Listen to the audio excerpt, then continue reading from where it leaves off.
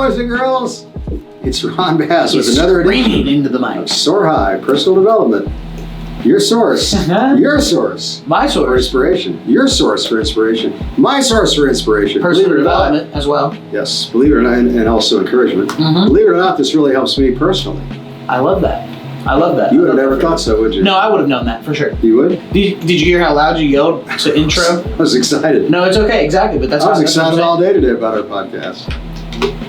I was too. I was doing a lot of stuff. Podcast. I love the podcast. Podcast is fun. It is a lot of fun. You can never go wrong with it. And it helps people. I agree. And some people really do benefit from it. Not everybody, I get it, but for those of you that like to listen to more than 30 seconds, thank you. I appreciate that so much. We thank you. Yes. Every day, we appreciate you. So this is Mr. Davin Hundley, by the way, our producer. Mr. Producer, Hello, that's me. also our producer at Soar High Records. Here. You can find us on YouTube. You can find us on Facebook. You can find us on our website, which is soarhighentertainment.com. Yes. You can hear our music, see our videos. Do a lot of things. We have a lot of things There's going. a lot of stuff going. You know, a lot of things coming out. That's it. So tonight, we're going to talk about a lot of different stuff, but the main topic tonight is going to be how I kind of look at life, which is hope for the best, but prepare for the worst. I know you've heard that before, but I wanted to kind of dig into that tonight and analyze it a little bit. Are you familiar with that slogan? Prepare for the. Okay, so what was it? Prepare for the worst, but hope for the best. Okay. So it's a little bit of negative and a little bit of positive, all kind of combined. Okay. So the essence of the statement is that it's cool to be optimistic. You know, we talked about that when I did the podcast where I said you can go to a motivational seminar. It's like, yeah, rah, Right. I'm going to go out and conquer the world. And the next day you wake up, you're depressed again. Right. So there's a little bit of overselling, in my opinion, when it comes to motivation. I think some of it's snake oil. Like, hey, buy my video, buy my tape, come into my seminar. I mean, it's all good, don't get me wrong. It all has merit, but I think a lot of it's overselling to benefit the source. I don't like that. That's not who we are. No. Right now, we're just doing a podcast, but at some point, we're planning to do live events. When we do, it's going to be very affordable. It's not going to be trickery where you get in there and then you're going to sell them this. We're not doing that. Our goal is to help people, motivate people, encourage people, give people a sense that they can do it, they can make it. If I can do it, they can do it. It's kind of one of those based on personal experiences, right? Right. So hope for the best, prepare for the worst. In other words, be optimistic that everything's going to turn out, but just in case, you better have a plan B. You better prepare for it not to work out. Does that make sense? Yeah. Oh, yeah. So a lot of people say, well, that's kind of negative. No, I don't think it's negative. I think it's a positive. I think it's a realistic way to approach anything. Right. What do you think? I agree. Like, you have to go into it thinking like, okay, yes, I want to have the best outcome that I possibly can, but I also need to be okay with not fully getting there. You know, it's like plan to get to the moon, you get off on the roof of the house. You know what I mean? You're right. It's right. If you plan to get to the moon, you may not get off the ground. If you plan to get to the top of the moon, you might get to the top of the house. Yep. And if you plan to get to the top of the house, you probably won't get off the ground. No, exactly. So that's a good old saying. Where'd you learn that? From you. Oh. That's funny. Okay, let me give you a personal example of what I'm talking about. Like, I'll do a jiu-jitsu tournament, and I know going in my odds are poor for a number of different reasons, but I say to myself, hey, you know what? I'm going to hope for the best, but I'm going to prepare myself for a loss. Right. And some people would say, oh, you shouldn't do that, you should go in, you should be positive. I am positive. Yeah. But also, I'm not going to be unrealistic if I'm going to get somebody who's better, faster, stronger, and more efficient than I am, and then my odds are good. But that doesn't mean I can't win. It just means that the odds are lower. So if I lose, it's not the end of the effing world. No. I got there, I did it, I experienced it, I threw my hat in the ring. And I think a lot of people that are particularly in the sports side of my life, they get so upset when they lose. You can't do that. You have to motivate yourself to work harder. Sure, no problem with that. You need to have better work ethic, and maybe then next time you'll do better. But look, you can't beat yourself up when you lose. No, just never. Pick yourself up and keep going. Brush yourself off and keep going. On to the next thing. You have to go on to the next thing. And if you don't, then you're going to get stuck, and that's where things get tough. And you know, a lot of different things happen. Go ahead. No, I was going to say, if you let yourself be bothered by losing, whatever it is, whether it's music, whether it's business, whether it's sport, whether it's dating somebody and you want it to work and it's not working and you're disappointed, you just have to pick yourself up and go on. You can never say it's the end. And when one door My closes, life's over with. I'm so unhappy. Come on, man. You're alive. You're healthy. You're fit. You're young. You got everything to look forward to. Just figure it out. Exactly. You just got to go to the next thing. When one door closes, the next Another one opens. Where'd you hear that? I've heard that for a long time, but you say it a lot. I do say it a lot. You know what I believe in? I believe in basics, fundamentals. Even in jiu-jitsu, which I practice martial arts, as you know, I do everything. I work on the basics. I don't get involved in like these crazy gymnastics that a lot of my students do. They do all kinds of crazy stuff. I just focus on real basic. Yeah, it looks like gymnastics when they're fighting. Whoa. But I just focus on real basic, simple jiu-jitsu techniques that work. They're proven true. Tried and true. They're tried and true. That's just me. I'm not putting somebody down for doing other stuff that's cool. No. That's just not my trip. Exactly. I'm the same exact way, especially with my... Like when you were doing baseball, what was it all about? It was all about the basics. It's all about the fundamentals. Same with the beat, like making a beat, making a song. It's all about the fundamentals. There's basics to it, and then you can add on to it from there, but sometimes it's not always the right choice to add on. Sometimes simple is better. Speaking of music, how is it that some songs... I hear some producers say, "Oh, that song was horrible, but yet it went to number one," or "That song should have been number one and didn't go anywhere." Why is that? What dictates that? The market. Who is the market? Fans, consumers. Every consumer that listens to music. So almost everyone in the world, 80% of the world, something like that. Wow. 80% of. So these are things really, as a producer, you can't particularly predict. No, at all. I think the key is what? Just keep making music. Yeah, just make what you love.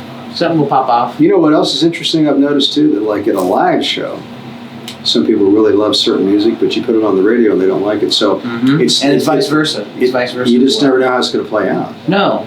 And each person has a different opinion. Like some people love hip hop, some people love country, some people love gospel, some people love jazz, blues, yada yada yada. So it's a big world out there.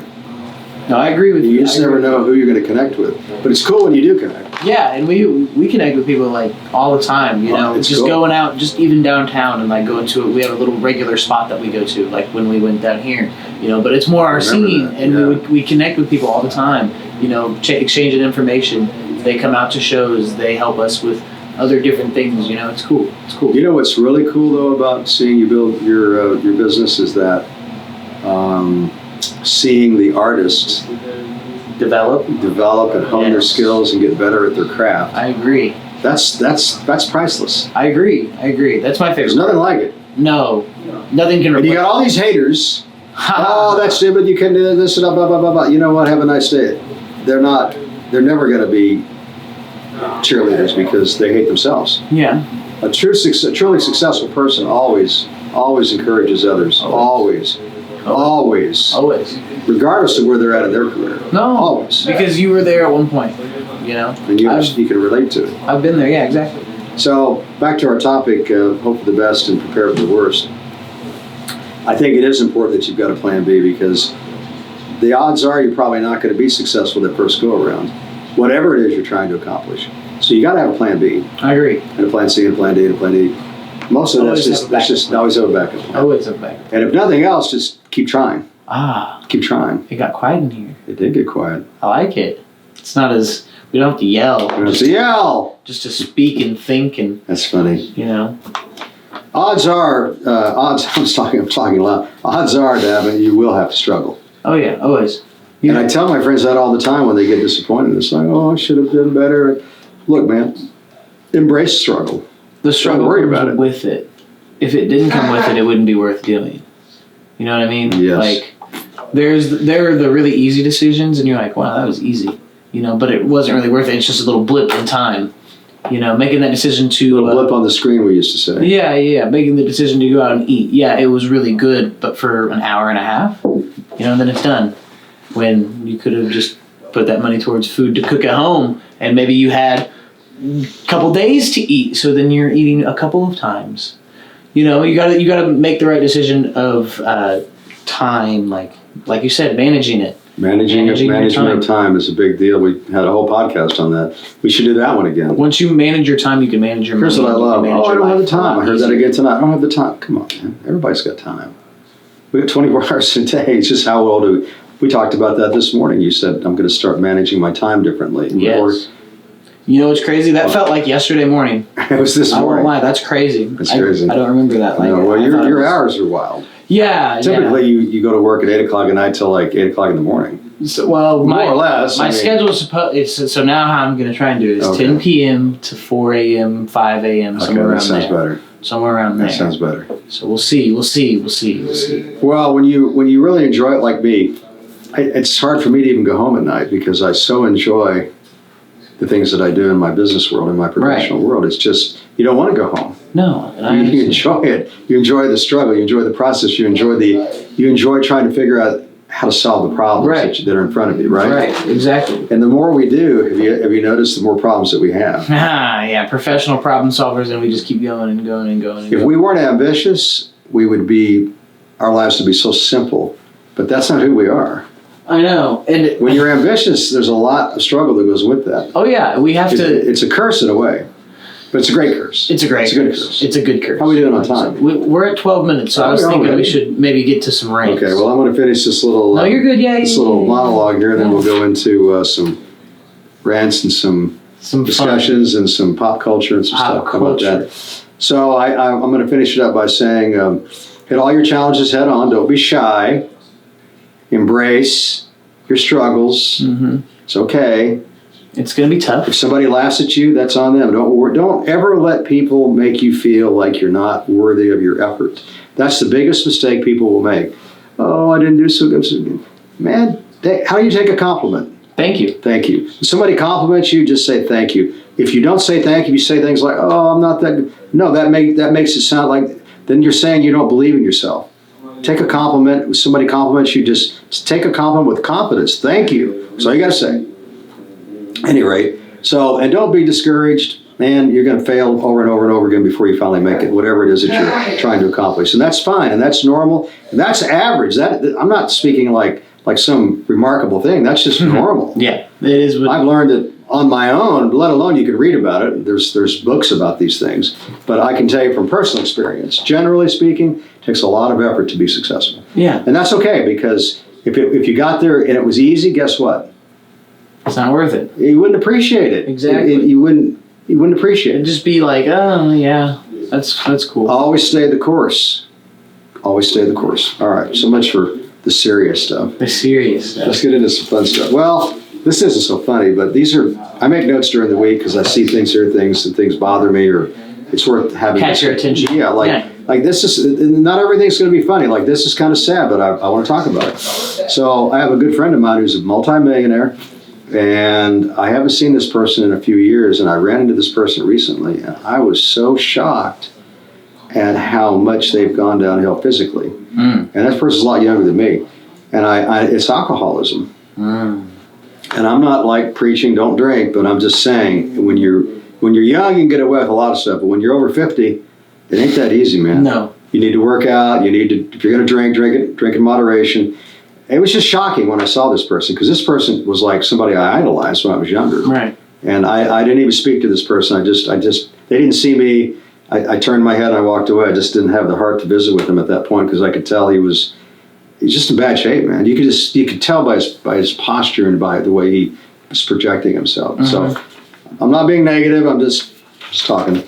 No, I understand. That's sad. Yeah, it is sad. And here's another sad story. And I share these things because they mean something to me, and maybe you can somehow identify with some of these stories that I'm telling. Maybe you know somebody that's that way, and maybe you can help that person, or maybe you can at least take a page out of their playbook not to be that person, and quit drinking and start working out and take better care of yourself, man. You got one body. I mean, come on, man. Do yourself a favor and be nice to yourself. Right. So 7 years ago it was now, a friend of mine was murdered. He was a professor at a college. He wasn't like a really close friend, but I knew him as a little boy. He was a very smart guy. He was a professor at the college. And a guy broke into his house and literally stabbed him to death. Damn. Yeah, and his wife tried to stop him, and she was hurt, but she was not killed. So what happened was, I read an article that he was found just this couple days ago. He was found not guilty by reason of insanity, schizophrenic, and now he'll be turned over to the state mental department, and he'll go to a hospital. Okay. Wow. Interesting. So a couple things about this. One, if my friend would have had some self-defense training, maybe he could have lived. Maybe he'd been hurt, but maybe he could have survived. Maybe. I'm not saying for sure, but everybody needs to get involved in some kind of self-defense experience, whether it's jiu-jitsu like I do, Muay Thai, striking, boxing, kickboxing, taekwondo, something where you can learn how to at least defend. Somebody's coming at you with a knife or a weapon or a hand or a foot. You've got a chance to at least try to neutralize it. It didn't bring my friend back, but at least there was some justice in the case. Schizophrenia is a bad deal, man. It kills a lot of people. A lot of people that have it lose their own life and hurt other people, and it's really sad. But it's everywhere. It's not everywhere, but there's a lot of it. Mental health just in general is running rampant. It's sad. But it's always been around because you're born with these disorders. The brain has. I told you the story about my brother. He was schizophrenic. The doctor showed me on the X-ray, Ron, this is schizophrenia. He could see it in the brain, and they just, doctors that deal with this stuff, they understand it. And you're just born with this stuff. And can you cure it? No, but you can. There are medicines now that are better than when he was alive that can manage it. So. At any rate, it's too bad. The guy was also drunk, I think, also. He had a psychotic episode and thought that this guy was trying to take his job away or trying to keep him from having his tenure or something like that. Wow. He was also a professor at the college. Oh, how crazy is that? That is crazy. Yeah, it's sad, man. Wow. So you never know. You got to be ready to go all the time, man. Always. Take some self-defense lessons somewhere. Okay. So here's another story. I don't understand this. This is a technology question for you. So there's a guy, he's a billionaire, and he does these submarine dives where he takes people and shows them the Titanic, which is, 13,000 people over the Atlantic. And they're in this kind of a small submarine type. Small little pod. Yeah. Pod. And so all of a sudden, he's missing. There's like 5 people in this pod. Now, everybody's looking for him, like all the governments and the search. My question to you is, how is that possible that they don't have some kind of a whatever device that would allow people to know exactly where he's at? I don't get it. They do, but like phones, you can't have a phone down there. There has to be some kind of a GPS or a ping or a. There is, I don't but understand. if they don't have anything to ping, then I don't know. You mean somehow that there has to be a fail-safe system? Maybe. This is 2023. I agree. This guy's a billionaire. I don't get it. I don't either. Explain that to me, please. I couldn't. If I was him, I would have already had a failsafe. There already would have been something. God forbid that they don't find the guy. I mean, these 5 people in there. And this guy's like a real adventurous guy. He's like well known all over the world for climbing Mount Everest and doing all the crazy South stuff. Pole and all this crazy stuff. Yeah. So I mean, I don't get it. I just don't get it. Eccentric billionaire missing underwater. Okay, now we talked about the jester earlier today. Oh yeah, the jester. We used to say things like, "I'll be there tonight with bells on." And where did that come from? Oh, from the jester, the court jester. Way back in medieval times, kings and queens would have jesters that would come in and entertain. And they were like comedians or entertainers, right? Yes, entertainers just in general. To entertain and make for the king, right? Yes, for the king, like the his queen, entertainment. the royal family. Yes. And they would have these bells or whatever on their suit. That's the pictures that I've seen. Yes. Like when they walk, they would make this like jingle noise. Yeah, it was like bells. Yeah, comedy. So like when you walk in, you take a step and it's like wah. Yeah. And they were called, but the singers in the bars were called the bards. B-A-R-D. B-A-R-D, bards. Singers in the bar. Bards are performers in taverns and bars. They would just walk around and sing and play and visit. Visit. They would, I see that in Mexican restaurants right now. So maybe that was a takeoff of that. Like they'd walk around and sing and play. Oh yeah, it was the original live performance gig, while you were getting a drink, Well, I wanted to bring this up tonight because we often talk about, hey, I'll be there with bells on. And so it's kind of a little something there to talk about. Speaking of the bells are ringing for 20 minutes. So 20 minutes. We're at 20 minutes right now. All right, so, okay. Doggone it. I've got so many things going on here. I know, I'm sorry. I guess I need to kind of get ready to close it out, I just don't want you to run over time because then... Yeah, we got another podcast. Then we're going to be... then we're just going to be upset because we cut off the end of this one. I see, said the blind man as he picked up his tools and walked away. Walked into the wall. That's terrible. I know. I'm sorry. Just think how lucky we are that we have our eyesight. I know, right? I've been reading a lot of articles though about how they're going to have bionic eyes. They've got all crazy stuff with eyesight now. That's cool. That's cool. Yeah, it's going to get like, I think maybe to where people can actually see that couldn't ever see. Wow. Like they were born blind. I'm not sure, but they're getting closer and closer to making that kind of stuff happen. See if I got anything else in here that's kind of cool, then we'll wrap it We up. need the Jeopardy music right now, waiting for Ron to find what he wants to talk about to end the show. I know I'm crazy. Done. Oh, okay, I got one more, then we'll get out of here. Ready? All right, This is kind of funny. It's another Walmart story. I love Walmart stories. Okay, Walmart. So for years, I would go into Walmart and I'd get something, and then I'd have to go, to the bathroom. Right. So I would just walk in there with my stuff and set it down and whiz, right, and come back. Security guard stops me. Okay. I could see him coming. He says, "Sorry, sir, you can't take merchandise into the restaurant." I said, "I do it all the time." He says, "See that sign on the wall? It says No merchandise. No merchandise in the bathroom.